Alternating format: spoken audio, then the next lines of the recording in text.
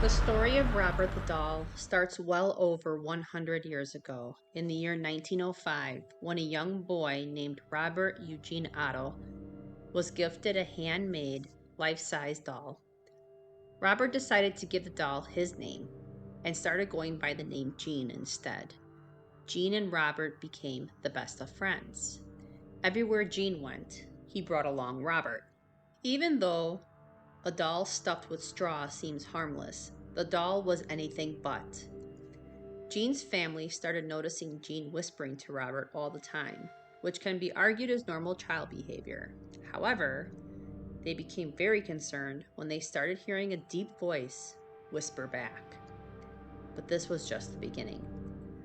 According to legend, it is said that Gene's parents would wake in the middle of the night to Gene screaming.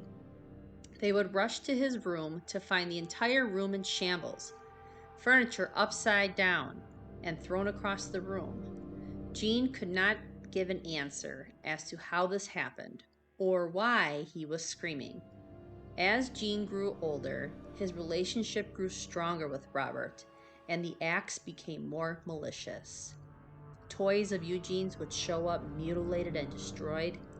Dishes would be found shattered on the floor. Eugene's response? Robert did it. The Otto family was not the only people who witnessed the actions of Robert.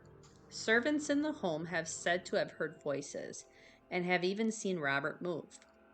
A plumber the family hired was in the Otto home alone one day and could hear laughing. He then saw Robert sitting in the room with him holding some objects in his lap. The plumber went back to work and then heard a loud noise. The objects that were in Robert's lap had been thrown across the room, and Robert was now sitting in a different spot in the room. Eventually, Gene grew up and had to leave his childhood home for schooling. Robert the doll did not join Gene and was locked away in a closet in the home. While away at school, Gene met a woman named Anne, who later became his wife. Eventually, the two moved into Gene's family home. Gene took Robert out of storage and made a room specifically for Robert. Gene started talking to Robert again as if he were talking to an old friend. Anne thought this was creepy and weird and requested that Gene lock Robert in the room. Gene obliged to Anne's request. However, Robert did not feel the same. It is said that Anne would find Robert in different places throughout the home. A lot of the time, Anne would find Robert staring out windows. At times, she would hear footsteps running on the second floor. Gene would play it off as something else, but Anne was suspicious. Even passers-by would notice Robert being in the window one day, and then either in a different spot or not be in the window at all. It gave them a sense of uneasiness, so much so that eventually people avoided walking past the house, so they did not have to look at Robert. It is said that Anne had enough and eventually locked Robert in the attic.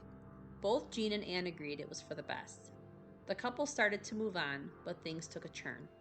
The footsteps started up again, and odd and unexplained occurrences began to happen. Legend says one morning, Gene awoke to his wife not in bed. He looked around the house and finally found her locked in a closet.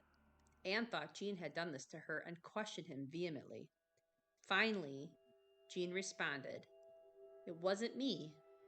Robert did it." After this, their marriage began a downward spiral. Anne moved into her own room and their marriage remained fractured. Around 1965, Gene was diagnosed with Parkinson's disease. Gene's family has gone on record saying that Gene spent the last 10 years of his life with Robert in Robert's favorite room, slowly losing his mind. Gene died in 1974. Anne decided after his death to sell the home. Anne sold it to her neighbor with one condition: Robert stays there. 5 years later, Anne died of pancreatic cancer.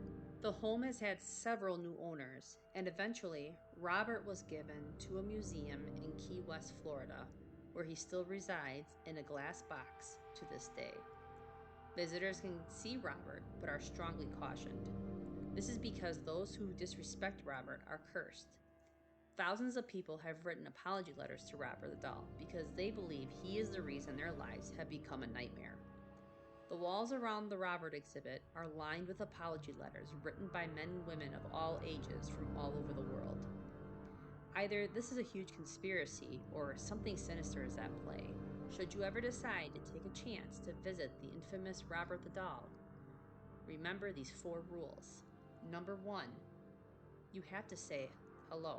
You have to greet him. Number 2, you must be polite. You must be kind to him. Number 3, when you leave, you must tell him goodbye. And number 4, if you take his picture, you must ask for permission first. Robert the Doll is known as one of the most haunted dolls in the world and possibly a portal to something sinister. Is Robert the Doll cursed? What happened to Gene when he became in possession of the doll? Did giving the doll his own name also give it a soul? Did Gene suffer from an undiagnosed mental illness that made him believe that Robert was alive? Perhaps we will never know. We would love to hear your thoughts, so comment below. Ring the notification bell if you enjoyed this video and would like to learn about more cursed objects. Don't forget to hit that subscribe button and become part of our fearless community.